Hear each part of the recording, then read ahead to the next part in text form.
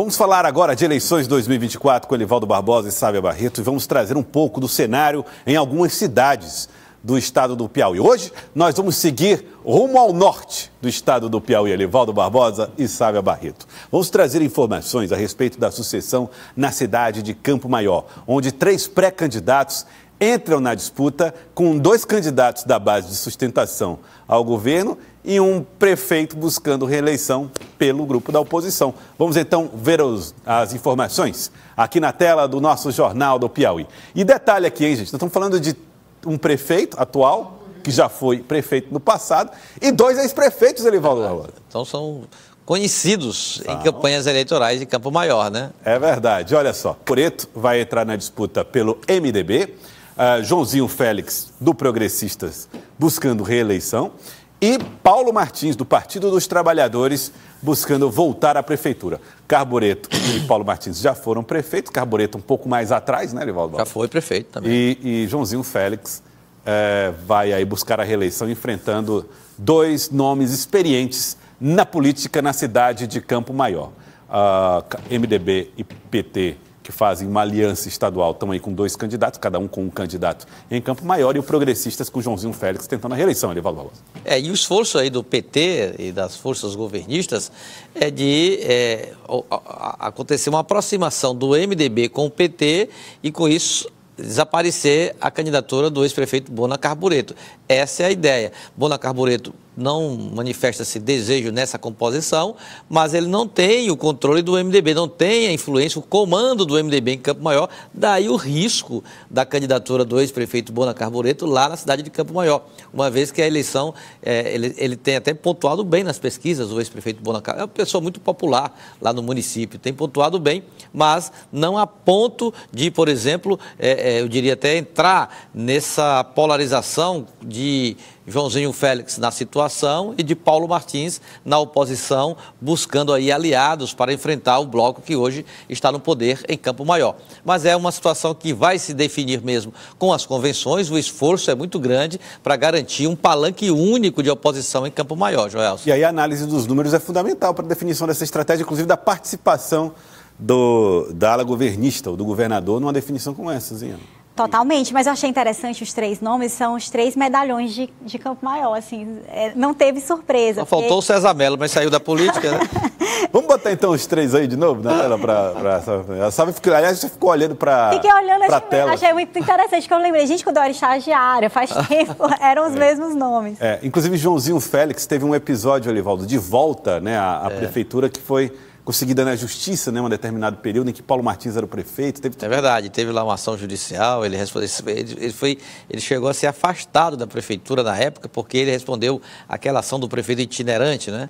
Ele foi prefeito lá em Jatobá, aí depois migrou lá para Campo Maior, enfim. Mas hoje ele é prefeito do município, está plenamente, eu diria assim, no gozo das atribuições políticas, administrativas, e é pré-candidato à reeleição e busca exatamente trabalhar reunindo aí as forças que estão hoje em seu... Já definiu, inclusive, o vice, o vereador Sena Rosa, é o vice de Joãozinho Félix. A oposição tem, repito, a candidatura de Paulo Martins como a principal referência, e aí, nessa paralela, entra até bem, pontuando bem nas pesquisas, Bona Carbureto, que resiste a essa composição do MDB. Agora, falta a Bona Carbureto exatamente esse aspecto político, de ter o partido. E só para complementar, quando eu falei que eram os medalhões, é justamente por serem esses nomes medalhões que é difícil a desistência de uma pré-candidatura, né? Porque você já foi prefeito, você tem seu grupo político, você marca posição, tem as rivalidades que são históricas também. Acho que tudo isso tem que ser levado em conta quando a gente fala de medir a possibilidade de uma desistência de pré-candidatura. Porque se fosse só o cálculo lógico e racional, e a política não é só lógica e racional, só pode ter uma candidatura. A gente não tem segundo turno, não pode dividir um grupo. Se dividir, é pedir para perder. Mas não é isso que conta na política. A política é afetiva.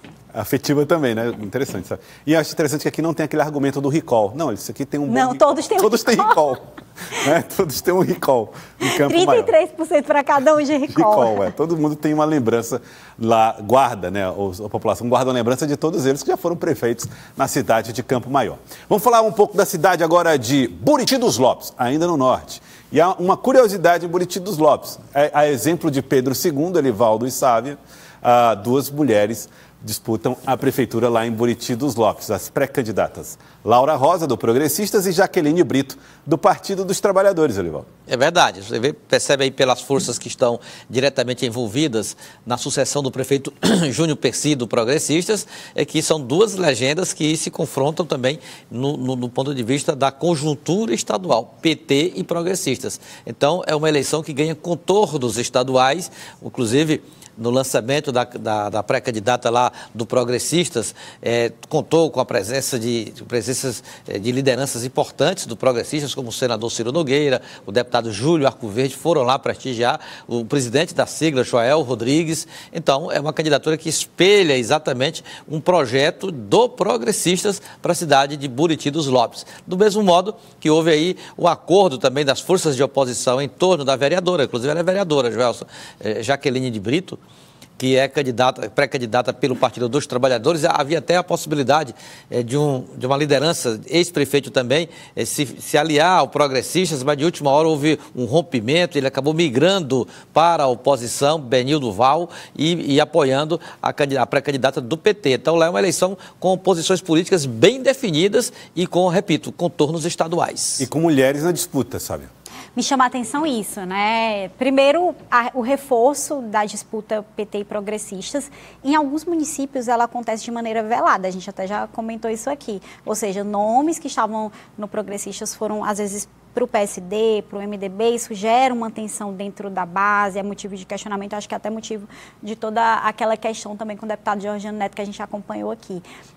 Então, assim, é uma disputa pura, é PT mesmo e é progressistas mesmo. E acho que isso termina reforçando mais a tensão, uma vitória, uma derrota de um dos lados reflete diretamente nos dois maiores líderes de cada lado, Rafael Fonteles e Ciro Nogueira. Agora, o fato de serem mulheres também chama a atenção, é atípico, né? A gente sabe que é só olhar a quantidade de prefeitas e a quantidade de prefeitas decorre da quantidade de candidatos. Então, assim, uma certeza sobre Buriti, a prefeita vai ser uma mulher. A exemplo de Pedro II, né? Teremos prefeitas no norte do Piauí. Tá aí, duas cidades importantes, Pedro II e Buriti dos Lopes. Vamos falar de Beneditinos? Cenário lá em Beneditinos, vamos lá, na tela. Olha só essa situação. Tem o pré-candidatura lá em Beneditinos do Partido do Fábio Roberto, pré-candidato a prefeito, o vice-prefeito Herbert Galeno, Olivaldo Barbosa. PT, né? Aí é a sucessão também lá do prefeito Julivan Mendes, que é do PT, que é o prefeito atual, apresentou essa chapa aí da semana passada, consolidada, união de aliados importantes lá do bloco da situação em Beneditinos, cidade aqui perto de Altos, perto de Alto Longar. Então deu aí, nessa composição, já só repetindo, um médico que é o pré-candidato a vice, bota aí no quadro anterior, por gentileza, Fábio. O Herbert Galeno, liderança bastante conhecida do município, e também Fábio Roberto, pré-candidato do PT, que foi apresentado com o aval do próprio gestor, Julivan Mendes, que é o prefeito, e agora vai para a sucessão apoiando essa chapa, que é chapa pura, né? PT. PT. E aí, o outro candidato lá em Beneditinos, a outra candidatura, ou a outra pré-candidatura, é do PSD, outro partido da base. O prefeito Thales Marques tem como candidata a vice Luísa Marques, que é do Solidariedade. Então, PSD, Solidariedade, compondo a outra chapa, partidos da base. E aí, às vezes, eu me pergunto, diante das conversas, das movimentações que aconteceram nos últimos tempos, se o PSD vai ter essa cara de base mesmo nas cidades onde entra na disputa, né, sabe? Olha, o PSD é interessante porque a candidata a vice é vereadora, acredito que tenha sido a vereadora mais votada da cidade, Alivaldo. É verdade. E é a mãe da secretária estadual de esporte, Josiane Marques, e termina sendo uma composição por ser do Solidariedade, uma indicação também do deputado Evaldo Gomes, que é um nome da base do governador. Então, a gente vê aí que, de fato, é uma divisão dentro da base que termina atraindo esses outros partidos como Solidariedade. A gente viu outros nomes também nesse lançamento. Acredito que Marden Menezes também esteve presente. Então, assim, é interessante essa confluência de forças. É uma disputa que promete, Beneditinos, vamos acompanhar cidades de norte a sul do nosso estado do Piauí. Agora vamos falar um pouco sobre a cidade de Teresina. Nós vamos ver aí as imagens de um encontro que aconteceu ontem do pré-candidato a prefeito de Teresina, Fábio Novo. Durante uma agenda ontem à noite, o pré-candidato a prefeito de Teresina se reuniu com lideranças evangélicas. Teve encontro com evangélicos, o pré-candidato Fábio Novo do PT. Ele falou de uma criação de uma lei municipal que permita a criação de um programa estadual de regularização fundiária, inclusive. Vamos ver o que disse Fábio Novo a respeito do encontro com os evangélicos ontem. Ontem foi um encontro muito bom, onde nós recebemos uma carta. Nessa carta tem vários tópicos que eles destacam. É um extrato da sociedade hoje, que é um segmento forte, você precisa ouvir. E como nós estamos num processo de escuta, é bom lembrar também que as nossas chapas são 8 e as nossas chapas hoje têm 52 pré-candidatos ou pré-candidatas evangélicos, vários deles pastores e pastoras. Então, é a pré-candidatura que tem, digamos assim, o maior número de pré-candidatos evangélicos. Então, precisa ouvir. Então, eles pedem, por exemplo, regularização dos seus templos. Muitos dos templos que existem hoje, eles não têm a sua documentação. Nós estamos fazendo isso no Estado através do ProURB. O ProURB tem conseguido regularizar áreas do Estado onde as pessoas moram há mais de 40 anos, 50 anos. E, obviamente, se você vai regularizar as casas, em cada bairro também, geralmente tem uma igreja. Por que não regularizar? Essa é uma das pautas que considero extremamente justa. Nós discutimos também nessa carta o braço social que as igrejas, e aí são todas, igrejas evangélicas, igreja católica, tem um braço social que muitas vezes o Estado não chega lá. Eu dou exemplos concretos. O braço social da igreja, que é muito bom para cuidar de dependentes químicos. O braço social da igreja em abrigos para crianças, para idosos, e tem vários espalhados pela cidade de Teresina. Muitas vezes o Estado não consegue chegar com esse braço, mas pode incentivar que essas iniciativas, que também é papel do Estado e que já é desenvolvido pela igreja, possam ser fortalecidas. Então, foi um evento muito bom, muito proveitoso, onde nós reunimos mais de mil pessoas do público evangélico, com vários pastores, onde recebemos essa carta e nos comprometemos a colocar essas demandas e esses pedidos também na nossa plataforma para o nosso plano de governo. Sabe, nessa divisão recente do Brasil, parece que nesse Brasil loteado, na nossa imaginação, a comunidade evangélica ou católicos também mais conservadores são direita, né? E não dialogam com a esquerda. Eu vejo um esforço aí de Fábio Novo de tentar desmistificar isto ou corrigir isto, ou mudar a percepção disso. Acho que a gente pode pensar que a faixa do eleitorado evangélico é mais ou menos 12% em Teresina, crescendo cada vez mais. Então, esses 12% eles não são homogêneos, eles não são uma coisa só. Nem todos são conservadores de direita, mas a maioria, se a gente pegar as votações nas últimas eleições, se identificam assim, existe uma identificação de valores. Com a fala do deputado Fábio Novo e também os gestos dele a respeito dos evangélicos, a gente pode entender uma coisa. Primeiro, que ele está buscando o voto de Silvio, porque a gente já pode presumir, o voto do evangélico é um voto mais conservador, mais de direita, e é um voto natural de Silvio. Não é garantido, mas ele é um caminho natural. Então, o Fábio precisa do voto que seria de Silvio, ele precisa virar esse voto, porque ele começou crescendo em cima dos indecisos, em cima de outros pré-candidatos. A gente tinha uma série de pré-candidatos que foram desistindo, mas agora, para ele ter, de fato, um avanço, ele precisa desse eleitor do Silvio. E aí ele está mirando em segmentos.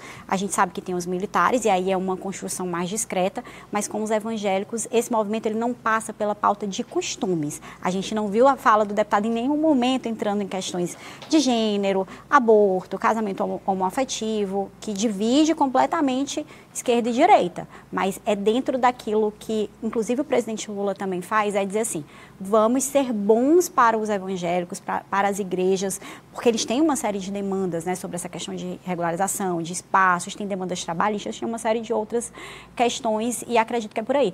E de fato, é um caminho, porque se for pelo caminho da agenda de costumes, aí é divisão total. Erivaldo Barbosa, é um desafio. Se for a história da agenda de costumes como uma pauta não cristã. Né? E já está, inclusive, em andamento, né, essa agenda de costume na busca do apoio das igrejas evangélicas. Por exemplo, na semana passada, o pré-candidato Silvio Mendes formou uma frente evangélica por Teresina, participou de um encontro com pastores, identificando, inclusive, os pastores que estão coordenando essa parte da pré-campanha do candidato adversário de Fábio Novo, nessa busca de apoio desses segmentos religiosos. E na própria composição política que está em torno de Silvio Mendes, tem o Republicanos, que é um partido de base evangélica muito forte, né? Então, é uma fatia do eleitorado muito importante e que tem essa tendência mais de centro-direita, ou mais de direita mesmo, mas que é uma área a ser disputada. Por que não? É mais do que correto. Só lá do lado de Fábio Novo são 40 pré-candidatos a vereador que são evangélicos e ele acha que essa situação favorece essa relação harmoniosa da pré-candidatura majoritária do PT com o meio evangélico. O pré-candidato Silvio Mendes hoje teve um conjunto de reuniões internas com lideranças políticas, não teve uma agenda pública, mas ontem à noite participou dessa agenda que aconteceu no bairro Lourival Parente, na zona sul de Teresina, onde ele percorreu os locais, conversou com jovens e desportistas, num contato direto com a população para tentar entender demandas da região da zona sul da capital.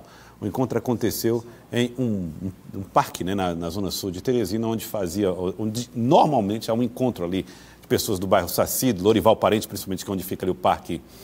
Agora me fugiu o nome. O Parentão? O Parentão, onde a gente faz o futebol do... Você conhece o Parentão, palmo por palmo. Parque, principalmente a lateral esquerda. Então, assim, houve essa agenda ontem do prefeito Silvio Mendes, onde mais ouviu as demandas das pessoas. Silvio Mendes, portanto, percorrendo a cidade de Teresina nas suas agendas. Sávia Barreto. Olha, importante, justamente porque existe, e é uma percepção pública, inclusive... Claro, conversas de bastidores, mas a gente conversa com membros ali do staff da campanha de Silvio Mendes de que há um avanço, há um volume maior do lado de Fábio Novo. E Silvio cresce também justamente no corpo a corpo. Acho que esse é o grande objetivo, Joelson, de consolidar a votação que ele tem, porque, como a gente já falou aqui, ele parte de um piso, ele já parte muito alto, então ele não pode perder o que ele já tem. Eu vejo que esse movimento não é nem tanto de avanço ou de virar votos, é de manter. Porque se manter, aí claro, depende da pesquisa, mas se manter, já existe um segundo turno, né? Já existe um segundo turno entre Fábio Novo e Silvio Mendes. Elivaldo Barbosa. Bom, há também outro aspecto, né, que Silvio Mendes visita áreas de influência de gestões tucanas, quando ele era do PSDB, ou participação de delegado do ex-prefeito Firmino Filho, que também Silvio Mendes tem influência, né? Aquele parque ali é um parque esportivo construído aí nas gestões do ex-prefeito Firmino Filho, é uma obra que tem essa digital, que ele também tem influência, então ele faz esse link também de investimentos na cidade, com a pré-campanha dele e pretensão que ele tem. Recentemente ele foi no shopping da cidade, no centro de Teresina, agora foi lá no Parentão. Então é uma estratégia também interessante de cumprimento de agenda pré-eleitoral.